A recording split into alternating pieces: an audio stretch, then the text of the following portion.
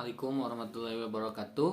Perkenalkan, nama saya Samsur Rizal dengan NIM 11 920 20 242. Di sini saya akan meresum kembali materi dari pembahasan kelompok 7 yang mana dengan judul kesalehan santri. Nah, yang pertama itu ada pengertian soleh dan santri. Apa sih pengertian soleh? Secara etimologi, kata soleh berasal dari bahasa Arab yaitu soleh, yang berarti terhindar dari kerusakan atau keburukan. Amal soleh berarti amal ataupun perbuatan yang tidak merusak atau mengandung unsur kerusakan. Maka orang soleh berarti orang yang terhindar dari kerusakan atau hal-hal yang bersifat buruk. Mungkin yang dimaksud di sini tentu saja perilaku dan kepribadiannya, yang mencakup kata, sikap, perbuatan, bahkan pikiran dan perasaannya.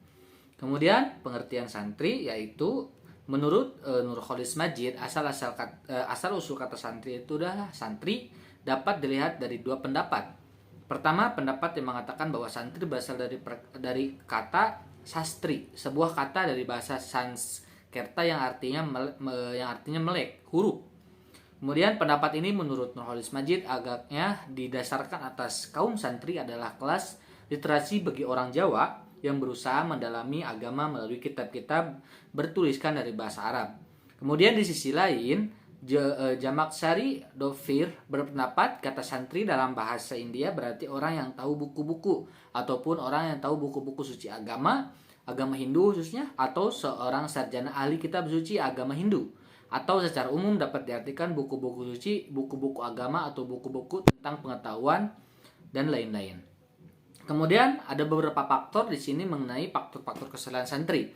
Yang pertama itu ada faktor kesalahan santri tradisional.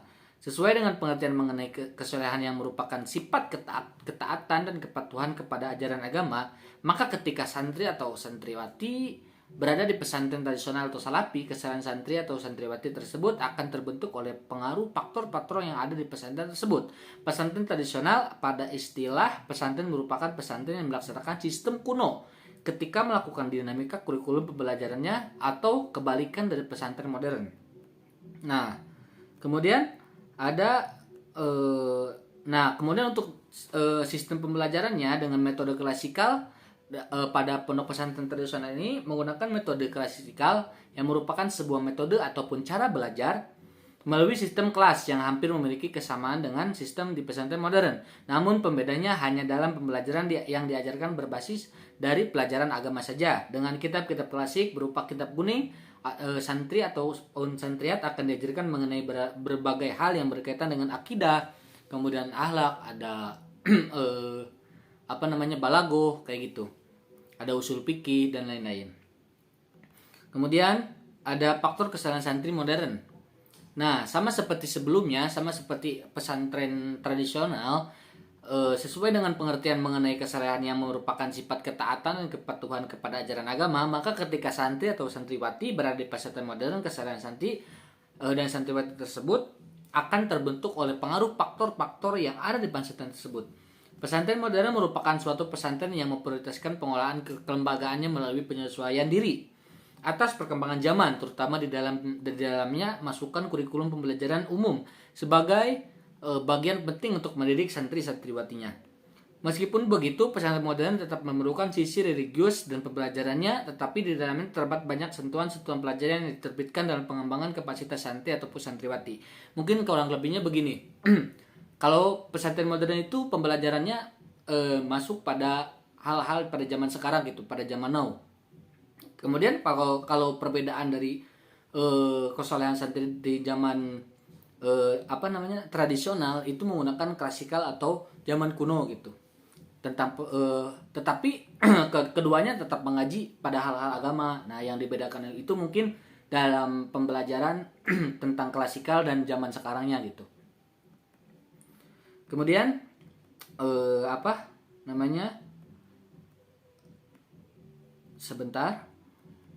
Kemudian ada pengaruh kesalahan santri terhadap eksistensi pesantren. Nah, yang pertama itu pengaruhnya apa saja? Yang pertama itu ada kepercayaan dari masyarakat. Mungkin ini cukup penting, cukup kita ketahui bersama bahwa kepercayaan itu nomor satu dari masyarakat. Di era sekarang banyaknya pesantren yang terpengaruh aliran radikal, mengakibatkan santri tersebut tidak mendapat kepercayaan dari masyarakat dikarenakan mereka menutup pintu dari dunia luar. Dalam hal ini, santri harus menunjukkan kesalehannya kepada masyarakat agar mendapat kepercayaan dan terhindar dari radikal. Kemudian lagi ada pengaruh kesalehan yang pertama, yang kedua itu ada banyaknya peminat masuk pesantren.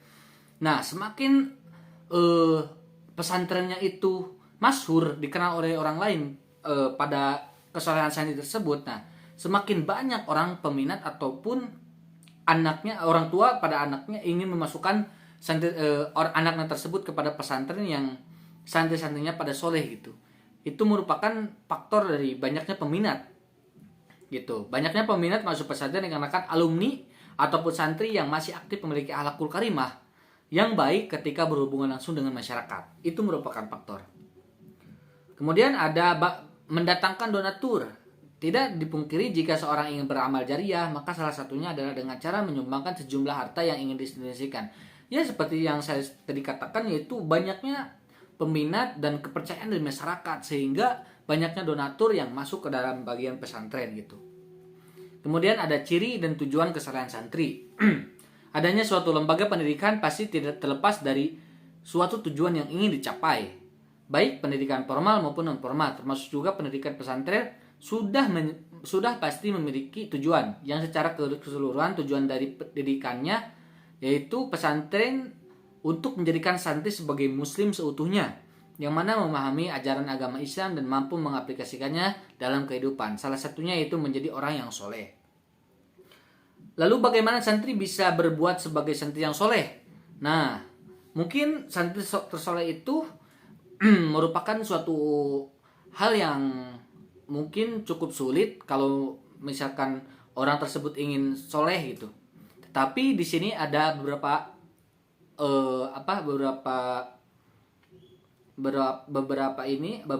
santri, jika santri ingin soleh gitu, beberapa cara. Yang pertama itu ada tawadu. Nah, tawadu, seorang santri yang soleh akan tawadu meskipun berilmu tinggi, karena mereka tahu bahwasanya ilmu yang mereka miliki tak ada apa-apanya jika dibandingkan dengan para pendahulunya atau para gurunya. Jadi tidak dikatakan soleh ketika masih ada kesombongan dalam dirinya. Kemudian santri harus patuh pada orang tua. Ini sangat penting. Kemudian ada takjim sama guru. Nah, ini jika kita seperti yang saya ketahui, jika kita ingin bermanfaat ilmu ataupun ingin keberkahan dari keberkahan ilmu yang kita dapati, kita harus takjim kepada guru. Bahkan biasanya di santri tersebut ada beberapa santri yang menjadi takjim itu sudah bertahun-tahun lamanya, sehingga akhirnya dia dapat keberkahan dan kemanfaatan ilmu yang banyak dari gurunya. Nah, yang keempat itu ada berakhlakul karimah. Santri sudah seharusnya memiliki sopan santun yang baik, memiliki sikap dan sifat yang jujur, bertukar kata yang lembut dan akhlak baik lainnya. Itulah ciri sebagai santri. Dimana ketika santri memiliki akhlakul karimah, maka mereka akan bisa menghormati yang lebih tua dan menyayanginya yang lebih muda.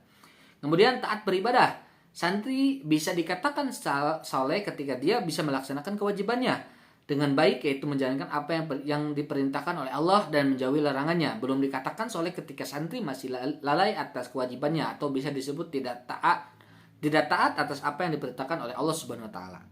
Kemudian punya akidah yang kuat. Kemudian juga ada cinta agama dan bangsa ataupun negara dan negara. Yang terakhir ada menjadi orang yang bermanfaat. Nah, mungkin itu saja resume dari saya mengenai kesolehan santri dari pembahasan kelompok 7. Kurang dan lebihnya mohon dimaafkan. Wassalamualaikum warahmatullahi wabarakatuh.